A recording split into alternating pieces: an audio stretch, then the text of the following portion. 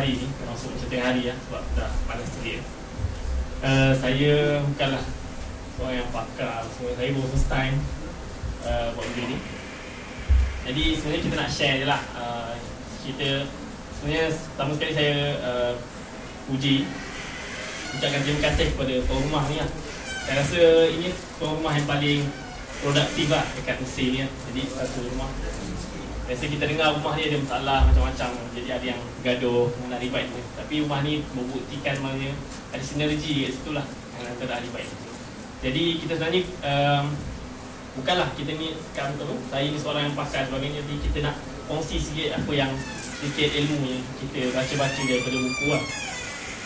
Jadi tajuk yang diberi pada pagi ni adalah Syiah, ancaman di negara Indonesia. Jadi pertama sekali bila kita sebut tentang Syiah,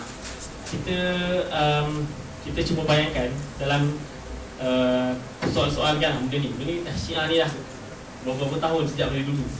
Dan Syiah ni ada orang kata macam okey, Syiah ni daripada zaman Ali dulu kita bergaduh.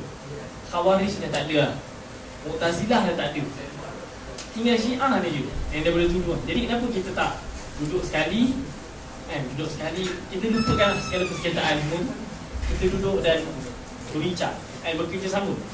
Sedangkan kat sana ada banyak lagi musuh pun. Jadi ada Amerika, ada Yahudi, ada sosialis, ada berbagai Kristian dan sebagainya lah. Banyak lagi kat sana tu musuh-musuh kita. Tapi kenapa Syiah ni juga kita nak jadikan dia musuh kan? Syiah ni ucap kalimah syahadat dan sebagainya, kan kita tak duduk sekali dan bincang. Jadi ada berbagai yang tanya soalan macam tu. Sebenarnya sebelum kita jawab soalan tu, kita perlu tahu apa sebenarnya background Syiah ni. Jadi seperti saya akan mula insyaAllah tajuk sejarah, sedikit sejarah tentang Syiah. Anda mulakan dengan hadis Rasul sallallahu alaihi wasallam dalam riwayat Imam Tirmidzi. Rasulullah SAW menyebut dalam hadisnya, "Satufarriqu ummati ala 73 firqah kulluha finnar illa wahid." Umat aku akan berpecah sebanyak 73 pecahan. Semua ni masuk neraka. Kullaha finnar illa wahid. Semua ni masuk neraka kecuali satu. Ada yang ahli hadis dia ulas hadis ni. Satu tu adalah ahli sunnah wal jamaah. 73 lain tu masuklah Syiah, Khawarij, liberal ke dan sebagainya lah, kalau kita nak kelaskan lah. Tapi ulama dalam syarah hadis tersebut dah listkan 73 dan memang keluarkan ahli sunnah wal jamaah, pendapat yang ahli hadis ni lah. Mungkin ada pendapat yang lain. Jadi salah satu yang kita nak tahulah. Dan untuk kita para pelajar Mesir ni, lagi-lagi kat Malaysia sana yang kita dengar tadi 15% orang bersusian dan sebagainya, sangat-sangatlah lagi ustaz lah yang bergelar ustaz. Sangat perlu kita tahu benda ni lah. Okey, Syiah ni pertama sekali sejarah Syiah. Bagi yang berpendapat Syiah ni satu kelompok politik, sahaja, maka dia akan kelaskan Syiah ni bermula pada zaman Ali radhiyallahu anhu. Pada waktu ni yang kita biasa dengar lah selisih dengan Muawiyah sebagainya. Jadi ada penyokong Ali yang diketuai oleh Abdullah bin Sabah Al-Yahudi. Abdullah bin Sabah Al-Yahudi ni dia, kalau kita baca sejarah, dia banyak, antaranya sebenarnya peperangan antara Ali dengan Muawiyah dah berdamai dah. Kita nak sahabat, sama-sama sahabat. Tapi dalam malam-malam tu ada serangan-serangan, panah-panahan yang dimulakan oleh geng-geng Abdullah bin Sabah. Jadi berlakulah perang inti. Dan sebelum tu lagi perang dengan Aisyah, perang dengan Aisyah radhiyallahu anha. Malam tu dah okey dah, tiba-tiba ada orang yang mulakan dengan panah-panah. Dia tu adalah geng Abdullah bin Sabah. Dia ni memang satu munafik lah.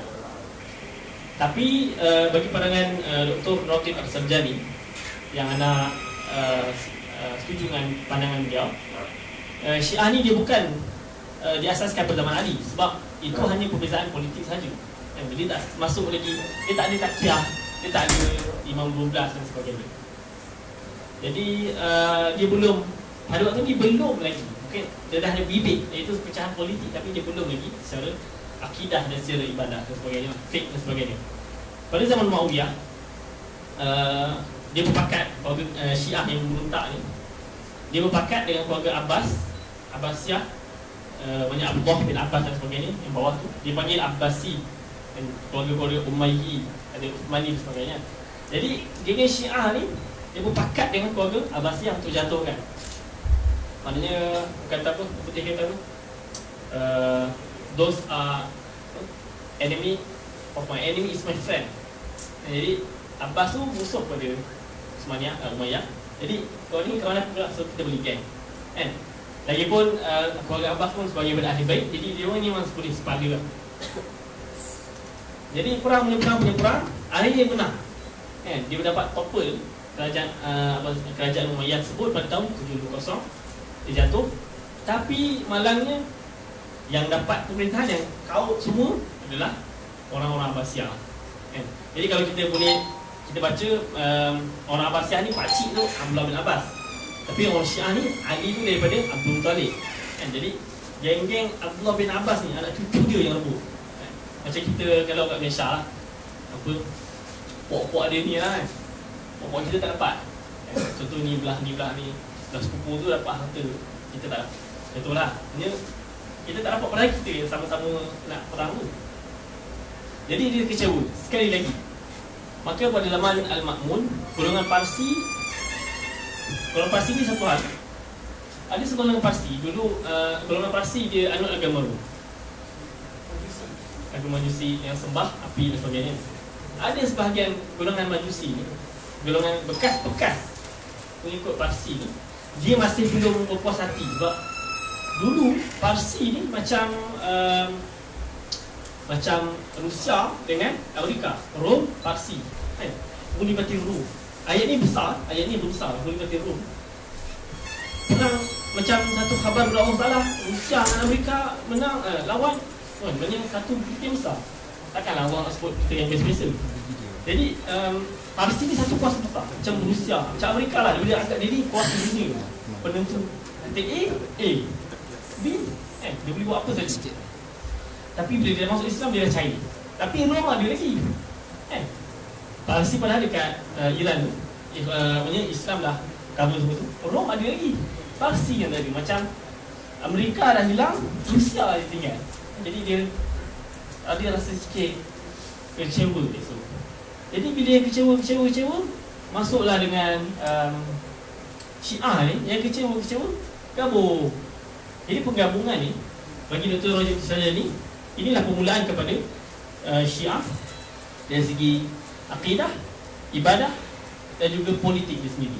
Jadi dari segi politik dia memang menentang untuk hukumah. Dari segi akidah dia masuk sekali dengan akidah Parsi. Dari segi ibadah, antaranya kita akan tengok nanti apa jenis bid'ah dia akan masuk. Jadi inilah permulaan bagi Dr. Roger Sajani. Ada maksudnya pada ulama daripada awal lagi tu dah berlaku dah. Jadi apa yang kita tengok sesat semua ni, inilah berlaku kat sini. Berlaku kat sini lah permulaan ni. Tapi sebelum tu, kebanyakan antaranya kalau kita tengok gambar yang sebelum tadi yang kita nak nampak 12 imam kan. Sebelum tu dia tengah-tengah dia ahli dan sebagainya. Kebanyakan imam semua tu adalah ahli Al-Sunnah wal Jamaah. Musa Kazim, Ja'far Sadiq, semua ahli ulama sebut. Ada banyak karangan-karangan kan. Dia semua ada ahli Sunnah wal Jamaah. Dia tak pernah anggap pun dia ni Syiah. Syiah tu yang nanti sebagai imam dan sebagainya. Slide ada 40, jadi saya akan pergi lagi sebab masa ya, saya jaga masa. Okey, kemudian ada 12 imam. Hasan Askari imam yang ke-11.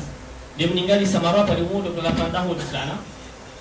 Dan Hasan Askari ni dia ada anak seorang nama Muhammad, orang kata Muhammad Al-Mahdi, inilah Al-Mahdi Al-Muntazar atau Al-Mahdi yang ditunggu ni.